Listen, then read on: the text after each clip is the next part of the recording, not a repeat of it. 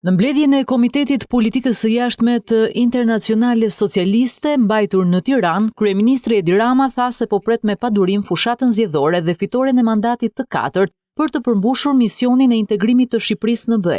Presim me padurim një fushat mjaft tërheqëse zgjedhore për të marrë mandatin e katërt dhe për të përmbushur misionin që e kemi marrë me shumë seriozitet nga dita e parë për të quar Shqipërinë në Bashkimin Evropian dhe për t'i dhënë fund një historie të gjatë marginalizmi, diskriminimi dhe gjithçkaje tjetër që mund ta shtoni vetë. Para përfaqësuesve të partive si motra, Rama tha se shanset për të bërë pjesë e Unionit nuk duhen humbur tani që sipas tij janë më reale se kurrë më parë. Ai theksoi se integrimi është një punë e vështirë, por me ndihmën e Miramuratit dhe inteligjencës artificiale po arrihet në mënyrë të suksesshme transferimi i kuadrit ligjor i BE-s në kuadrin ligjor shqiptar.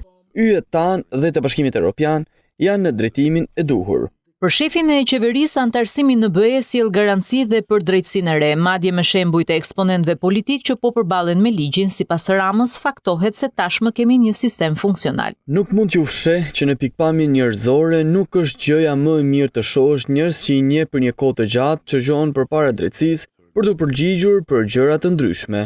Dhe duke qenë se janë të pafajshëm derisa të provojnë fajtor, këto janë procese që kërkojnë kohën e tyre. Ajo që është më e re në Shqipëri dhe mjaft revolucionare është që kemi pastruar procesin e drejtësisë përmes një procesi verifikimi dhe kemi dorëzuar shpatën e ndërshkimit nga pushteti ekzekutiv tek pushteti gjyqësor. Përpara antarëve të Internacionale Socialiste, Rama theksoi nevojën e mbështetjes për të rinjt në politikë. Të gjithë duhet të investojnë në shkolla politike, të ndihmojnë brezin e ri të kuptojë që politika nuk është e keqja, por është një instrument që njerëzit nuk mund ta përballojnë të humbë. Në të kundërt, do të shkojmë drejt një jete mjaft të egër.